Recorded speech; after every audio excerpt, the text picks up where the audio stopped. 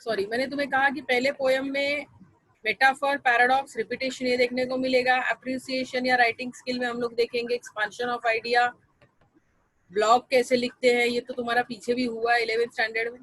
Appreciation में composing lines, poem कैसे compose करते हैं, उसकी लाइनें कैसे कंपोज करते हैं। अभी तो बहुत फ्री टाइम है, तुम ये सब ट्राई कर सकते हो, इंग्लिश में पोयम लिखना, मराठी में पोयम लिखना। उसके बाद एक्सटेंशन एक्टिविटीज है, मैं इसको रोटेट नहीं कर सकती हूँ, सॉरी, ये बुक में ही वैसे है।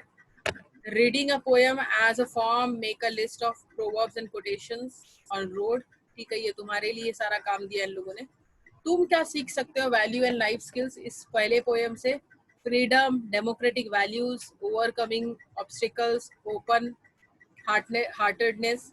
मतलब इस पहले पोयम से तुम यही सीख सकते हो कि क्या होता है फ्रीडम, डेमोक्रेटिक वे क्या होता है, लाइफ में प्रॉब्लम्स कैसे हम लोग ओवरकम कर सकते हैं, सॉल्व कर सकते हैं, और ओपन माइंडेड होना, ओपन हार्टेड होना कितना तुम्हारे लिए जरूरी है, वो सारी चीजें पहले पोयम में आएंगी। पोयम में स्टार्टिंग में आइस ब्रेकर है।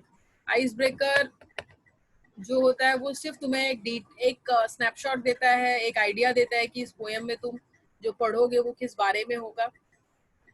तो पहला जो एक क्वेश्चन फॉर्म में है वो है, choose the mode of travel that you would like the most for journey.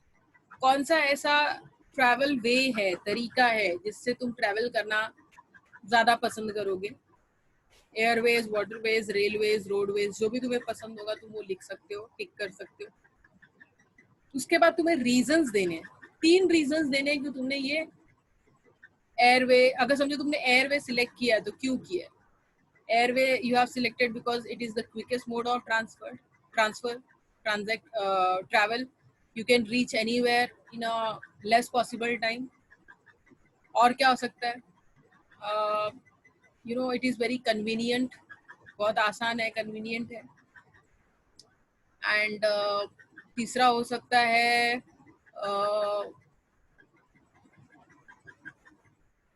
You can move to various places in less time. First और सेकंड, थर्ड तुम्हें सेम साउंड कर रहा होगा, लेकिन एयरवे का फायदा ये होता है कि तुम कम टाइम में बहुत सारी जगहों पे जा सकते हो, सिर्फ एक जगह पे नहीं, बहुत सारी जगहों पे जा सकते हो। तो वैसे ही हर एक प्रोज एंड कॉन्स, हर एक इसके हैं, ट्रैवल बेस के हैं, और अपने को जो भी अपन ने सिलेक्ट किया उसका रीजन यहाँ पे नीचे लिखना है, ए बी सी, जो ये 3 ऑप्शन दिए हैं वहाँ पे। Discuss with your partner the preparations you would like to make for the journey chosen. जहाँ पे जाना चाहते हो अपने दोस्त से, अपने पार्टनर से एक सलाह मशवरा कर लो, एक डिस्कशन कर लो कि जाते समय तुम क्या क्या लेके जाना पसंद करोगे, क्या क्या प्रिपरेशन करना पसंद करोगे, है ना। जैसे कुछ लोग they make list of the things they want to carry, the places they want to see. ऐसी बहुत सारी चीजें और बहुत सारी चीजों की तैयारी हम करते हैं, जैसे making the reservation in train, ये भी एक इम्पॉर्टेंट है। तो ये सारी चीजें यहाँ पे तुम्हारी आ जाएंगी ये वाले क्वेश्चन में। उसके बाद है, discuss the ways in which you would overcome the problems, hindrances, difficulties you face during the journey. Problems, hindrances मतलब भी प्रॉब्लम होता है, डिफिकल्टी मतलब भी प्रॉब्लम होता है, तीनों सिनोनिम है जो तुम्हें एक साथ दिया गया है। इस जर्नी में आने वाले प्रॉब्लम को तुम कैसे फेस करोगे, तुम्हें लिखना है, you will be confident, you will have faith on yourself, you will apply your logic, you will apply your mind while facing the problem or while overcoming the problem। ये कुछ चीजें यहाँ पे आ जाएंगी। उसके बाद है, during every journey we have to observe certain rules, discuss your ideas of journey without any restrictions, you can begin with like this जो दिया तुम। I would go मतलब हर जगह जाते समय कुछ ना कुछ एक रूल बनाते हैं, एक रूल फॉलो करना पड़ता है तुम्हें। तो तुम अपने आइडियाज डिस्कस करो ऐसी जर्नी की जहाँ पे तुम कोई रिस्ट्रिक्शन फॉलो नहीं करने वाले हो। जैसे तुम अकेले जाना पसंद करोगे या किसी दोस्त के साथ जाना। अब देखो, अकेले जाना ये खुद ही में एक बहुत बड़ा चैलेंजिंग थिंग है। तो तुमने क्या कर लिया, खुद को एक जैसे लोगों का लॉजिक होता है ना कि नहीं बाबा हम फैमिली के साथ जाएंगे, हम फ्रेंड्स के साथ जाएंगे, अकेले कौन जाएगा। तो तुम वो रिस्ट्रिक्शंस को अवॉइड कर रहे हो और तुम खुद से जाना पसंद कर रहे हो। बहुत सारे लोग देखो ट्रेन से या एयरवेज से जाना पसंद करते हैं, लेकिन कुछ लोग जो होते हैं वो बाइक जर्नी पसंद करते हैं। तो I would like to ride a bike to that particular place, ये भी तुम्हारा एक रूल हो सकता है जो तुम फॉलो कर सकते हो। या फिर I would try the food of street foods, ये एक तुम्हारा जर्नी रूल हो सकता है। या एक सर्टन काइंड ऑफ आइडिया हो सकता है तुम्हारे जर्नी का। तो ये सारी चीजें यहाँ पे तुम्हारी आएंगी।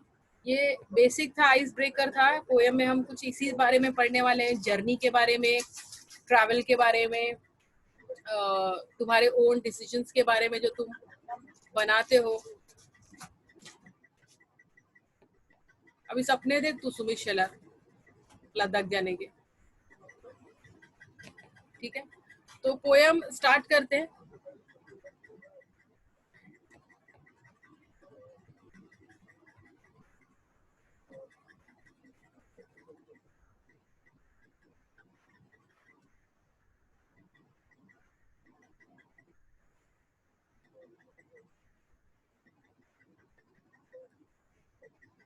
पोएम है 2.1 song of the open road, ठीक है।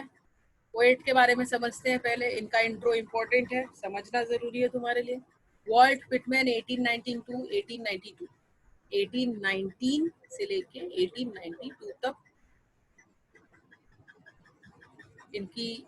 इनका लाइफ स्पैन था।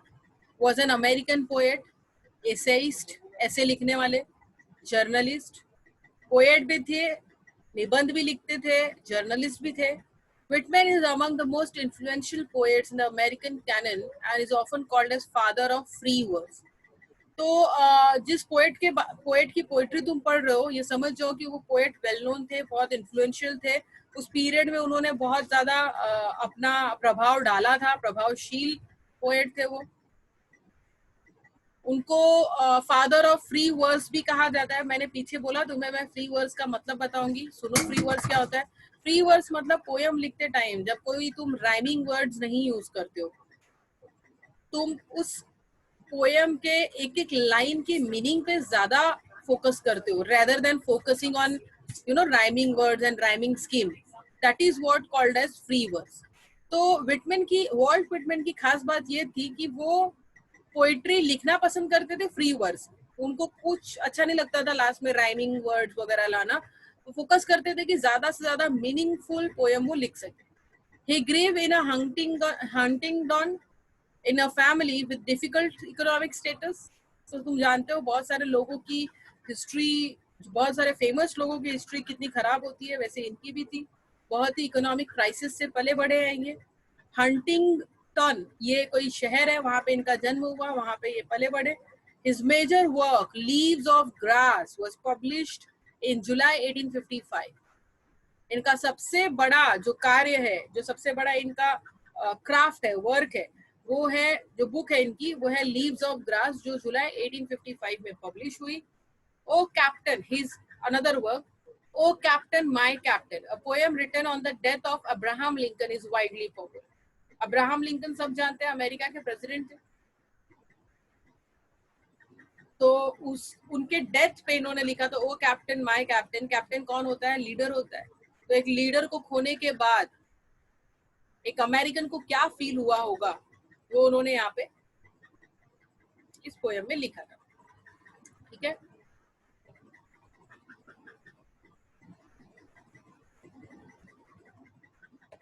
The section 1 of the Song of the Open Road from Leaves of Grass is beautiful blend of self-awareness, free will and tenderness of heart. ये जो उनका major work तुमने ऊपर पढ़ा, लीव्स ऑफ ग्रास, उसमें से ये एक पोयम लिया गया है। उसका सेक्शन 1 ही तुमको दिया गया है, song of the open road. इस पोएम में तुम सेल्फ अवेयरनेस के बारे में जानोगे, खुद को पहचानना जरूरी कितना होता है, खुद की इच्छा के हिसाब से जीना जरूरी क्यों होता है, और अपना हार्ट, अपना दिल, वो नम्र और विनम्र रहे, कितना टेंडर होता है दूसरों के लिए, कितना सॉफ्ट होता है दूसरों के लिए, और क्यों ये जरूरी है, ये इस पोएम में तुम्हें समझ में आएगा। It gives us poets realization that along the journey of life one will face a test of wisdom which is not tested in any school or university. इस पोएम में पोएट ने अपने लाइफ के एक्सपीरियंस को डालने की कोशिश की है कि लाइफ की जर्नी के साथ साथ, मतलब तुम तो जर्नी में रहोगे, तुम बच्चे से बड़े होगे, बड़े से फिर और ज्यादा मेच्योर्ड होगे, फिर तुम्हारी एज ढलने लगेगी, तुम बहुत ही एक उम्र के बाद बूढ़े हो जाओगे, लेकिन इस पूरे जर्नी में हमें हर बार अपने विजडम को प्रूव करना पड़ता है। ऐसा विजडम जो किसी स्कूल में टेस्ट नहीं हुआ है, किसी यूनिवर्सिटी में टेस्ट नहीं हुआ। ये कौन सा विजडम है? ये लाइफ से आए हुए एक्सपीरियंस का विजडम। लाइफ में अलग अलग जो प्रॉब्लम्स आते हैं उससे तुम कैसे डील करते हो, उससे तुम्हारा विजडम पता चलता है। तो life is not just about living it, life is also about the overcoming hurdles, overcoming the problems using your talent, wisdom, knowledge, experience. Then a road is something everyone uses, whether rich or poor, and it forces all levels of people to associate with one another. देखो, कोई भी आदमी कितना भी पैसे वाला हो, कितना भी गरीब हो, कितना भी महान हो, कितना भी अनजान हो, हर एक को रोड ये क्या है पता है। हर एक दूसरी मंजिल तक, कहीं पहुंचने तक, किसी डेस्टिनेशन तक जाने के लिए रोड यूज करता है। तो रोड इज फॉर एवरीवन। हर कोई उससे एसोसिएट कर सकता है, हर कोई उससे रिलेट कर सकता है, चाहे तुम हो, चाहे कोई बहुत पैसे वाला हो, चाहे मैं हो। The road signifies mobility. Mobility मतलब मूवमेंट। रोड हमें क्या बताने की कोशिश करता है? हमारा movement. One can take the road as a point to start over towards something new. जब हम बोलते हैं कि I am taking a new road, I am taking a open road, इसका मतलब तुम ये बोलना चाहते हो कि मैं कुछ नया शुरू करने वाला हूँ, मैं कुछ एक नई शुरुआत करने वाला हूँ। समझ रहे हो? Whitman talks about the people and places. He argues against the staying in one place for too long, although the hospitality may be true. Whitman लोगों के बारे में बात करते हैं, Whitman उस जगह के बारे में बात करते हैं जहाँ पे आप टिके हो, जहाँ पे आप रुके हो। लेकिन Whitman इस बात के बिल्कुल अगेंस्ट है कि किसी जगह पे ज्यादा दिन तक टिके नहीं रहना चाहिए। You should always move on. भले वहाँ के लोग बहुत अच्छे हो, वो तुम्हें अच्छे से जानते पहचानते हो, प्यार करते हो, उनकी हॉस्पिटैलिटी तुम्हारे लिए बहुत अच्छी है, उनकी सर्विस, हॉस्पिटैलिटी मतलब सर्विस तुम्हारे लिए बहुत अच्छी है, लेकिन किसी भी जगह पे ज्यादा दिन तक रहना सही नहीं होता। ऐसा वॉल्ट विटमैन कहते हैं। ये था पोएट का इंट्रोडक्शन और पोएम का इंट्रोडक्शन। पहला स्टैंजा जो है, पहला पैराग्राफ जो है, सॉरी स्टैंजा नहीं, पहला पैराग्राफ जो है, it's all about poet and second paragraph is all about poetry, poem. ठीक है, पोएम शुरू करते हैं। अफुट and light hearted I take to the open road, healthy, free, the world before me. The long brown path before me, leading wherever I choose. 3 लाइनें पढ़ी मैंने, 3 का मतलब पहले एक्सप्लेन कर। अफुट मतलब ऑन फुट। बाजू में मैंने तुम्हारे लिए ग्लोसरी दी है ताकि तुम समझ सको। कोई ऐसा वर्ड जिसका मीनिंग तुम्हें नहीं पता होगा तो तुम बाद में पूछ सकते हो। समझ? अफुट मतलब अपने पैरों पे एक एक कदम लेते हुए। लाइट हार्टेड, मेरा दिल बहुत हल्का है, मैं सारी पीड़ाओं से, सारे दर्द से, सारे टेंशन से फ्री हो चुका हूँ, मुक्त हो चुका हूँ। और अब एक एक कदम लेते हुए इस लाइट हार्ट के साथ मैं उस ओपन रोड की तरफ बढ़ रहा हूँ। वो ओपन रोड जो हेल्दी है। हेल्दी है मतलब सपोर्टिव है, ऐसा रास्ता जहां तुम्हें जाना मना नहीं है। फ्री, आजाद हो तुम। द वर्ल्ड बिफोर, ऐसी दुनिया जो मुझे आगे कहीं जाने से नहीं रोकेगी, जो मुझे सपोर्ट करेगी, ऐसी दुनिया मेरे सामने है। तो इस दुनिया के रास्तों पर मैं चलना चाहता हूँ, आजाद होकर, लाइट हार्टेड होकर, एक एक कदम धीरे धीरे बढ़ाकर। The long brown path before me leading wherever I choose. ये लंबा रास्ता है, जहां मैं जाना चाहूँ जा सकता हूँ, है ना? जहां मैं wherever I choose, जहां मैं जाना चाहूँ मैं जा सकता हूँ। ये रास्ते मुझे वहां ले जाएंगे। Henceforth, यहाँ पे हूँ। Henceforth, I ask not for good fortune. I myself good fortune. Fortune का मतलब होता है लक, यहाँ पे वेल्थ भी बोल सकते हो, लेकिन यहाँ पे एग्जैक्ट मीनिंग इस पोयम में है फॉर्च्यून का लक।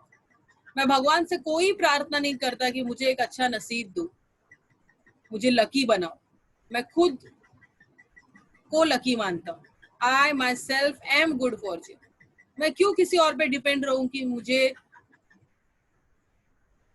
वो सही तकदीर दे और मेरी जिंदगी आगे अच्छी हो जाए। नहीं, सब कुछ मेरे हाथों में है।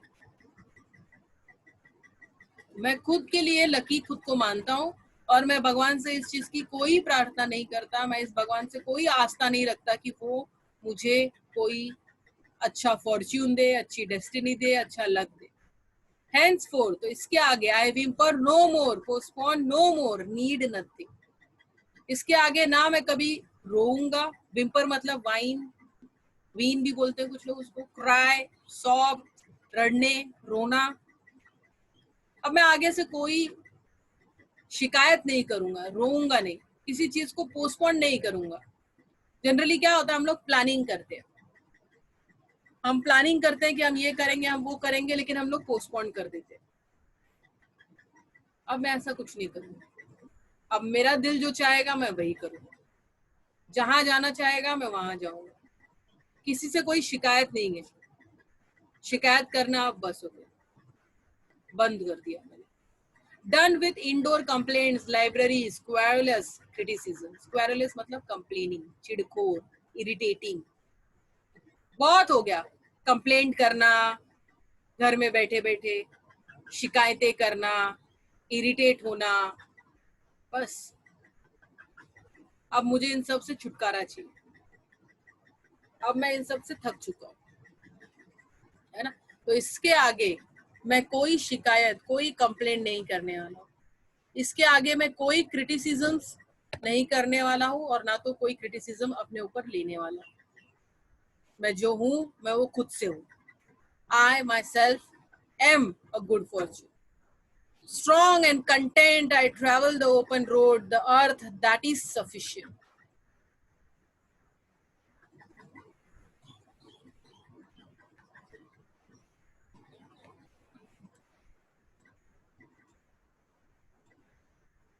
क्रिटिसिज्म मतलब होता है आलोचना। किसी ने मुझसे पूछा तो मैं वो एक्सप्लेन कर दूं। क्रिटिसिज्म मतलब होता है आलोचना।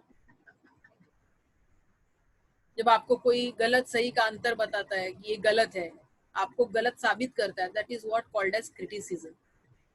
समझ लो। लास्ट लाइन था, strong and content I travel the open road, the earth that is sufficient. मैं बहुत स्ट्रॉन्ग हूँ, मैं बहुत कंटेंट हूँ। कंटेंट मतलब सेटिस्फाइड। इस ओपन रोड पे चलने के लिए मैं स्ट्रांग हूँ, मैं बहुत सेटिस्फाइड हूँ और मैं सब कुछ सहने के लिए भी तैयार हूँ। The earth that is sufficient. ये धरती पूरी इतनी बड़ी है, इतनी सफिशिएंट है कि मैं कहीं पे भी जाके अपने नए ठिकाने को बना सकता हूँ। समझ रहे हो? कुछ डाउट है इसमें, इतने लाइन में?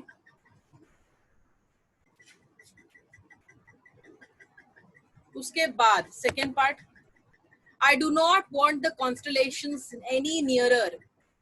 कॉन्स्टलेशंस का मतलब क्या है यहाँ पे? Destiny, fate. और क्या होता है कॉन्स्टलेशन का और एक मतलब? इन्फ्लुएंशियल पीपल, जो बड़े बड़े लोग होते हैं, विद्वान, महान लोग। फेट मतलब नसीब, आपको पता है।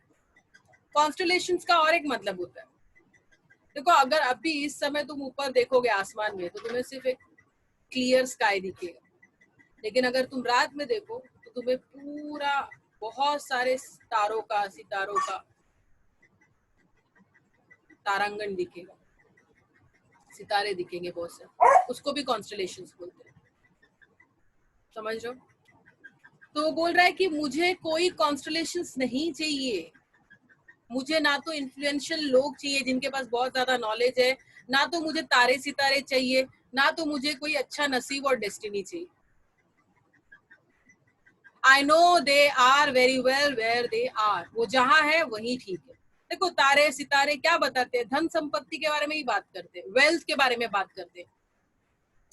पुराने पिक्चरों में देखो ऐसा बताते थे कि हीरो हीरोइन को प्रॉमिस करता था कि मैं तेरे लिए तारे तोड़ लाऊंगा। तारे तोड़ लाऊंगा मतलब वो एक्चुअली थोड़ी ना कोई तारे तोड़ के लाने वाला है। तारे तोड़ लाऊंगा इसका मतलब ये होता है कि मैं तेरे लिए हर वो चीज करूंगा, मैं तुझे हर वो सुख सुविधा देने की कोशिश करूंगा, मैं तुझे हर वो वेल्थ, धन संपत्ति देने की कोशिश करूंगा जो तुझे चाहिए। लेकिन पोएट बोलता है मुझे ये सब नहीं चाहिए, मुझे कोई कॉन्स्टलेशंस नहीं चाहिए, मुझे कोई धन संपत्ति, मुझे कोई अच्छा नसीब, मुझे कोई ऐसे लोग, विद्वान लोग मेरे आसपास नहीं चाहिए, वो जहां है वो वही ठीक है। उनकी जरूरत मेरे लाइफ में नहीं है। I know they suffice for those who belong to them. Suffice मतलब सेटिस्फाई, इनफ, ये चीजें जिनके पास है उनको सेटिस्फाई करती है, ये उनके लिए ही है। किसी के पास ज्यादा पैसा है, भगवान ने ये उनके लिए बनाया। किसी का नसीब अच्छा है, वो उनके लिए है। मुझे ये सब नहीं चाहिए। उसके बाद पोएम जो है वो एक ब्रैकेट में डाला गया है। पोएम की आगे की लाइनें जो है उसको ब्रैकेट में डाला गया, उसको पेरेंट्स फ्रेजिंग भी बोलते हैं। अभी क्या लिखा है, ये थोड़ा सा डाइवर्ट किया गया है पोएम को अलग दिशा में। रेलेवेंट है लेकिन थोड़ा सा डाइवर्जन है, सुनो समझो, डिफिकल्ट नहीं है। Still here I carry my old delicious burdens. Still here I carry my old delicious burdens. I carry them, men and women, I carry them with me wherever I go. अच्छा, delicious burden, ये word जो है वो थोड़ा confusion create कर रहा है। Burden हमेशा नेगेटिव वर्ड होता है, त्रास, तकलीफ, रिस्पॉन्सिबिलिटीज, बर्डन नेगेटिव वर्ड है। लेकिन बर्डन के पहले डिलीशियस ये वर्ड डाला गया ताकि बर्डन का मीनिंग जो है वो पॉजिटिव किया जा सके। देखो मैं समझा रही हूँ, शायद तुम्हें क्लियर हो रहा होगा कि बर्डन का मतलब नेगेटिव होता है, तकलीफ। लेकिन डिलीशियस बर्डन क्या होता है भाई? ऐसा बर्डन जो तुम्हें सुख देता हो। समझ रहे हो? वो क्या बोल रहे हैं कि still here I carry my old delicious burden. कौन से बर्डन है ये जो उनके लिए डिलीशियस है? ऐसी कौन सी तकलीफ है जो उनके लिए बहुत ही अच्छी है? ये बर्डन है उनके अच्छी मेमोरीज का। डिलीशियस बर्डन मतलब गुड मेमोरीज की बात कर रही है। वो मेमोरीज जो उन्होंने अपनी फैमिली के साथ बिताए होंगे, वो मेमोरीज जो उन्होंने अपने फ्रेंड्स के साथ बिताए होंगे, वो उनके लिए डिलीशियस बर्डन। वो बोल रहे हैं कि मैं कहीं पे भी जाऊं, ये बर्डन हमेशा मेरे साथ रहेंगे। वो लोग, वो मेन विमेन जिनके साथ मैंने अच्छा समय बिताया है, जिनके साथ मेरी एक रिस्पॉन्सिबिलिटीज रही थी, मैं दुनिया के किसी भी कोने में चला जाऊं, वो मेरे लिए हमेशा एक मेमोरी में, मेरे लिए एक हमेशा अच्छी यादें बन के रहेंगी। जैसे देखो, तुम अगर डिसाइड करो कि तुम्हें कुछ करना है और तुम्हारे पेरेंट्स उस चीज को सपोर्ट नहीं करते, फिर भी तुम बहुत ही कन्विक्टेड रहते हो, डिटरमाइंड रहते हो कि तुम्हें वो करना ही है, तो कई बार तुम अपने पेरेंट्स के अगेंस्ट जाके वो चीज करते हो। लेकिन इसका मतलब ये नहीं कि तुम अपने पेरेंट्स को छोड़ देते हो, अपने फ्रेंड्स को, अपने सिबलिंग्स को छोड़ देते हो। मतभेद होते हैं बातों में, सोच में, अपने एक आर्ग्यूमेंट्स होते हैं, लेकिन इसका मतलब ये नहीं कि हम सब कुछ छोड़ दें। वो लोग हमेशा हमारे साथ रहते हैं, उनकी मेमोरीज, उनका सपोर्ट हमेशा हमारे साथ रहता है।